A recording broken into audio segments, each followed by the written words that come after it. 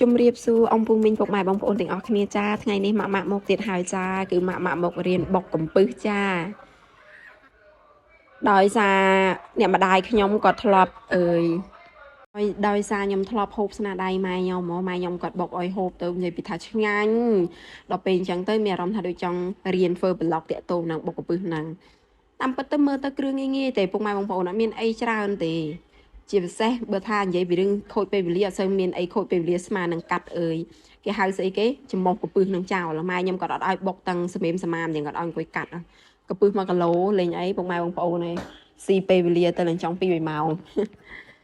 ឥឡូវទី1ដល់វគ្គហើយគឺខ្ញុំយកអណ្ដែងមកហាន់ស្ដាងរួចហើយទៅក៏ហាន់ស្ដាងរួចហើយគេច្រាំវាឲ្យល្អិតមកដើម្បីយើងយកទៅបុកងាយនឹងល្អិតចាម៉ែខ្ញុំគាត់ឲ្យដាក់អណ្ដែងហើយនឹងស្លឹកក្រូចហាន់ឲ្យស្ដាងយកទៅបុកដើម្បីកាត់ជាតិឆ្អាបចាពុកម៉ែបងប្អូនហើយនិយាយពីធ្វើបណ្ដើភ័យបណ្ដើសួរគេបណ្ដើហើយខ្លាចតាម៉ែដើរចេញទៅពីកន្លែងហ្នឹងស្រែកហៅម៉ែមកចិត្តកូនបន្តិចមកប្រាប់រូបមន្តកូនបន្តិចដោយសារម៉ាក់អត់ចេះហ៎ឥឡូវចាប់ពីដើមហើយម៉ែគាត់ឲ្យបុកនឹងសិនដោយសារវាម៉ែគាត់ឲ្យបុកអណ្ដែងហើយនឹងស្លឹកក្រូចនឹងបុក2មុខនឹងសិនដោយសារ2មុខហ្នឹងក្រល្អិតអញ្ចឹងបុកឲ្យពុកម៉ែបងប្អូនមើលនិយាយពីខ្ទាស់អស់លីងតុកហ្នឹងបុកឡើងខ្ទាស់ឡើងជ្រុះអីវ៉ាន់នៅលើតុកហ្នឹងទៀតបន្ទាប់មកល្អិតហើយខ្ញុំក៏យកខ្ទឹមមកដាក់ហើយម្ទេសទិញមក5បាតម៉ែគាត់ថាស្ទើម្ទេសកូនតែដោយសារខ្ញុំនឹកឃើញថាមិនចង់ដាក់ហឹរទេព្រោះមានក្មេងៗញ៉ាំដែរអញ្ចឹងណាតែចង់ចុះក្មេងៗញ៉ាំអត់បានដដែលចាបុកល្អិតរួចហើយបន្ទាប់មកក៏ដាក់សណ្តែកដីហ្នឹងបើសិនជាបងប្អូនដាក់ច្រើនកាន់តែក្អូបកាន់តែឈ្ងុយខ្ទិះឆ្ងាញ់បណ្ដោយតែខ្ញុំនឹងទិញមកតែ30បាតទេកំពឹស1គីឡូចាបុកបដាបងប្អូនឃើញមានអ្នកចាប់មានអ្នកតប់មានអីហើយនិយាយពីកាវិការនិយាយផងអីផងល្អិតហើយម៉ែខ្ញុំក៏ឲ្យដាក់គ្រឿងហ្នឹងគឺដាក់រ៉ូឌីបន្តិចហ្នឹងមិនបាច់ដាក់ច្រើនទេដោយសារយើងនៅប្រើទឹកត្រីប្រើអីនេះអំបិលក៏ដាក់ដែរពុកម៉ែបងប្អូនតែម៉ែថាឲ្យលួចបន្តិចបានហើយកុំដាក់ច្រើនពេកអានេះស្ករខ្ញុំដាក់2ល្ព្រាបាយដាក់2ល្ព្រាបាយព្រោះកំពឹស1គីឡូដែរម៉ែក៏ថាដល់ពេលដាក់ទៅអត់ថែមទេស្ករហ្នឹងល្មមបណ្ដោយឆ្ងាញ់បណ្ដោយនិយាយមែនបើប៊ីចេងវិញប្រាប់ម៉ែថាម៉ែមិនបាច់ប្រាប់ខ្ញុំទេប៊ីចេងខ្ញុំដឹងហើយដាក់មិនព្រោះខ្ញុំចាំបានថាដាក់ច្រើនឆ្ងាញ់ច្រើនចាមើលគឺឥឡូវសុំលើកមកបុកនៅក្រោមបុកនេះឲ្យម៉ែក៏ឲ្យដាក់ទឹកត្រីដាក់រៀងក្រាលហើយបងប្អូនប្រហែលជា3ល្ព្រាបាយដែរហ្នឹង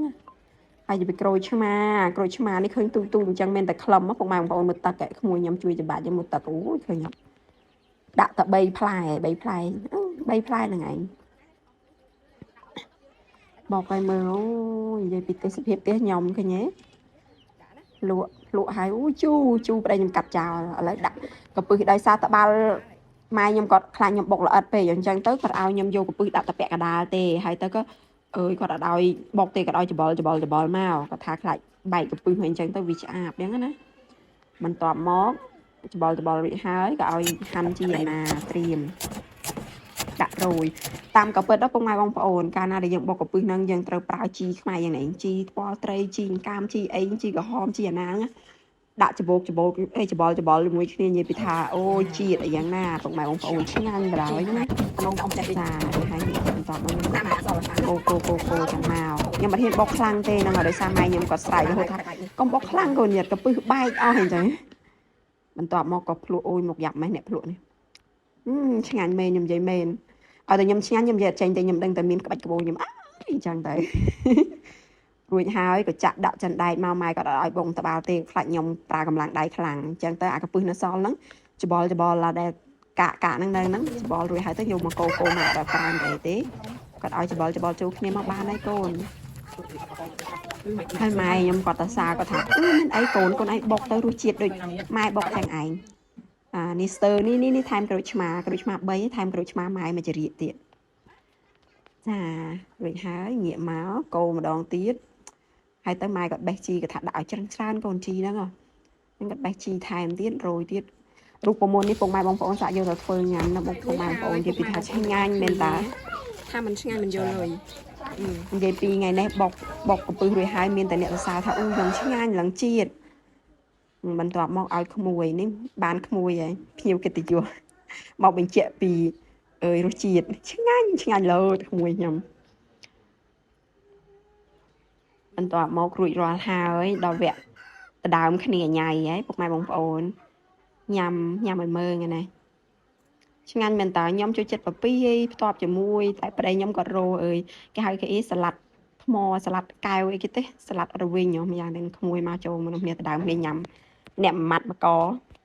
អូយវាឆ្ងាញ់ណាស់ពុកម៉ែបងប្អូនអើយអាចយកទៅធ្វើញ៉ាំធ្វើហូបបានចាអរគុណជម្រាបលាបាយបាយចា